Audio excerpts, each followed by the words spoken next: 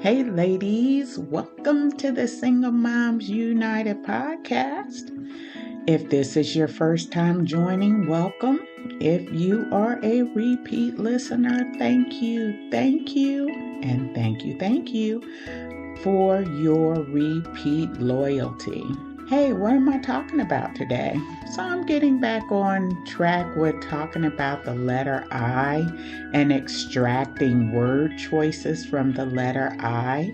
And if you've been following me, you know I've been pulling out different words and everything, and hopefully you found some value in that content that I shared with you, because I'm getting ready to deliver another episode around the letter I when it comes to parenting. Today's word choice is interruption or distraction.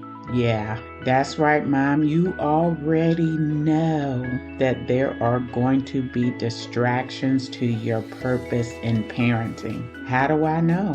Yeah, as a single mom myself, I know what those distractions or those interruptions feel like. You feel all good and happy, like, oh, I got it going on. Things are working in my favor. And then boom, boom, bam, bam. Oh my gosh, where did this bill come from? You need what? For when and how much? Because that's how it works. When you have children, and especially for me, my finances were just crazy. If I knew then what I know now as it relates to handling those interruptions that come or those distractions, I promise you my life would have been a lot easier. But I brought it on myself. And so I have to take ownership of that, right? Because we are all in position to learn, right? And moms, you are even in a better position than I was to learn how to better manage your finances. I didn't know any better back then. So I was just feeling around in the dark, hopefully hoping I'd find a nut, right? A blind squirrel finding a nut when it comes to finances. That's one of the distractions or interruptions you're going to encounter, are the unexpected expenses. And not to mention illness, right? Child is good, healthy. One day, next thing you know, they're sneezing and coughing. Mommy, I don't feel good. My stomach hurt. I don't want to go to school. Da da da da da. You probably heard the routine, right? And that's okay. So this episode is all about you getting in position for those distractions so it doesn't stress you out, right? If someone were to tell you that the forecast tomorrow was rain, you would prepare for rain.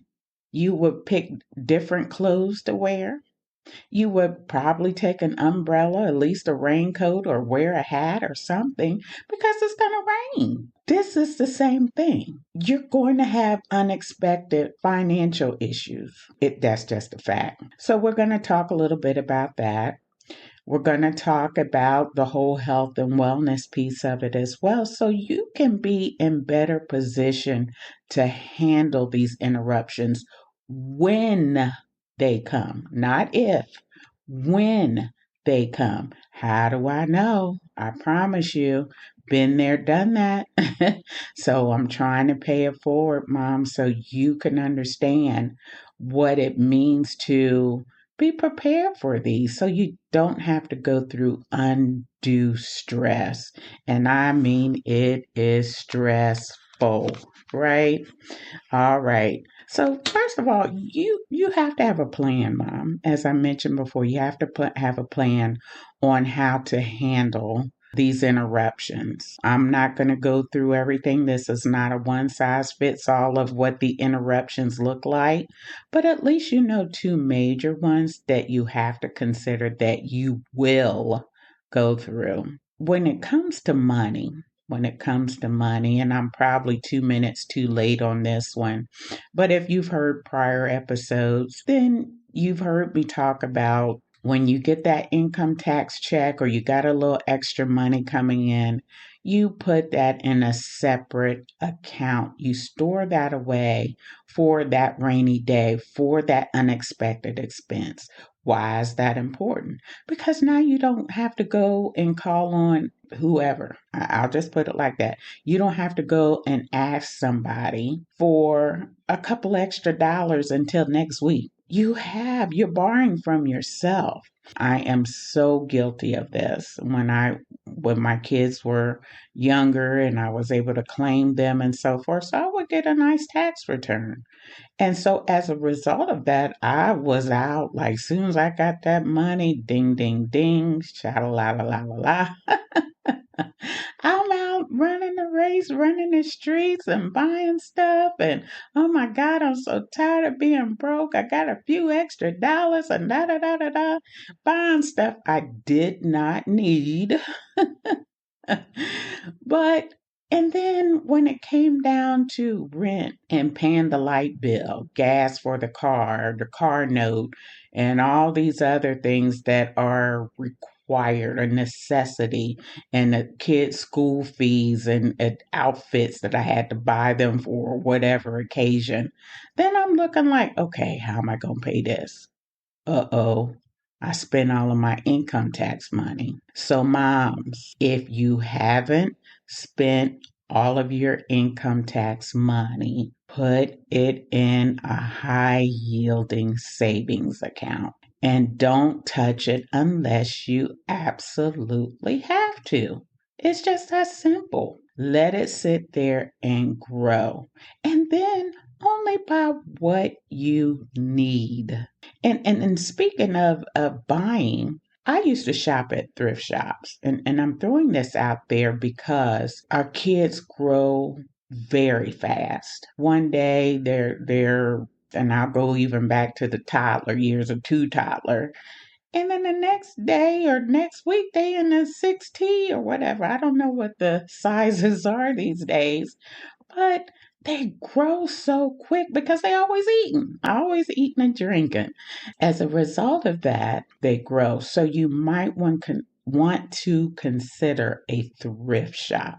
And what I would recommend is you take some of them old clothes, take them in, and some people call this a consignment shop. Either way, utilize it. Your kids don't need brand new clothes because they're not going to stay in them long. And when they do get in them, they rip them up. They get dirt and all of this other stuff all over them. It doesn't make sense to buy new clothes. So you buy something that still looks good. I did. Yes, I sure did go to the thrift shop. I bought shirts for $1.99. I sure did. And all that I didn't buy at the thrift shop, people gave me, especially when it came to my daughter. I got really lucky because my sister had my niece, so 9 months before I had my daughter. So guess what? That's right. I got a lot of her clothes. And then a good friend of mine, her daughter was about a year older than my daughter as well. So I got a lot of her clothes as well. Don't be ashamed to accept hand-me-downs. I even wore hand-me-downs when I was growing up. Yeah, didn't understand it. Some stuff didn't fit right. I wore that. Came from a humble beginning. And there's nothing wrong with that. Remember, it's not about how you arrived at the title, but what you do with it. And the biggest part of parenting that you have to consider is managing your finances. The second piece is health. Your kids, as I mentioned before earlier on in this episode, your kids are going to get sick or they're going to fall down, scrape their knees, something's going to happen, they're going to get a headache. These things are going to happen. I promise you. So how do you prepare for that? Well, number one, you will definitely want to keep Tylenol on hand. You definitely want to get some Neosporin, keep that on hand. Cough syrup, you want to keep that on hand, and maybe some cough drop. You maybe need a thermometer, take their temperature just in case you have to do a call with the doctor over the phone to talk about symptoms and things like that. But you prepare for it because it's gonna happen. And when you have these things in your home already, so when little Johnny come through coughing, sneezing, I'm sick, mommy, you already ready to go. Same thing with little Ruthie. I ain't leave her out. You ready to go when she comes home and I don't feel good, right? And it's okay.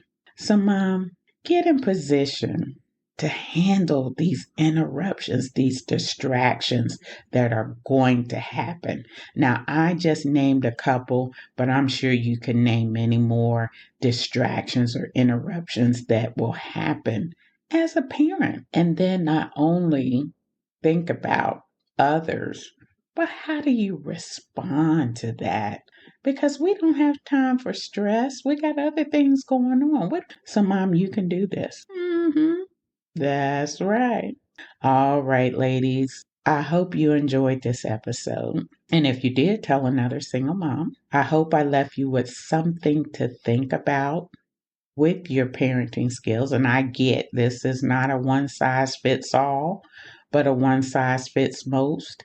And hopefully invite that critical thinking when it comes to parenting. And again, you're probably going to hear this on every episode going forward. There is no perfect parent. There's only good parents and bad parents. Good mom, bad mom. A good mom teaches. That's right. Always be learning, mom. And I'm hoping that you're taking this opportunity to learn something new as it relates to teaching your child. If it's nothing but buying a little $2 plant and learning how to water it and getting it sunlight, that's something you're learning. And it's simple.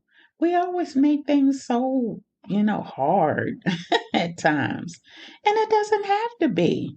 Some of this is really simple. Okay, let me go buy this little plant. Let me and little Ruthie try to put it to help it grow a little bit, put it in the sun, feed it. Does it require anything special? And you can do that together and then determine when to get a new pot and what type of potting soil. That's some fun stuff that you can do together, moms. Yeah, always be learning. And you never know. As a result of you taking this initiative, where this can lead for little Ruthie later on in her career. You just don't know. Because she can always look back and say, well, my mom did this, and my mom taught me that. What a compliment. What a compliment. The greatest ever. When your child comes back and says, I learned this from my mom, and it's something positive, and that they're paying it forward. That's what you want at the end of the day. That's what you want.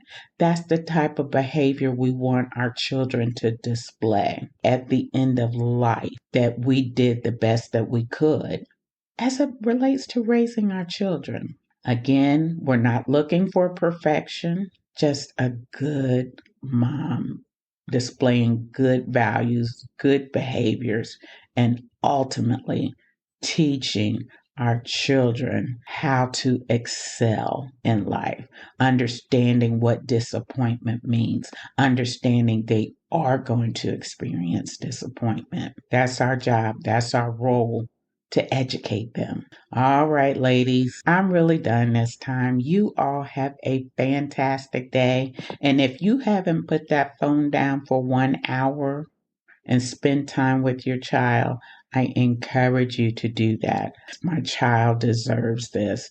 And really stand up to the plate and try to do better. And really just write down one thing you want to be better at. Just think about that, mom. Everybody's situation is different, but think about that. Yeah. All right. You all have a fantastic day, a wonderful week, and a marvelous month. Take care.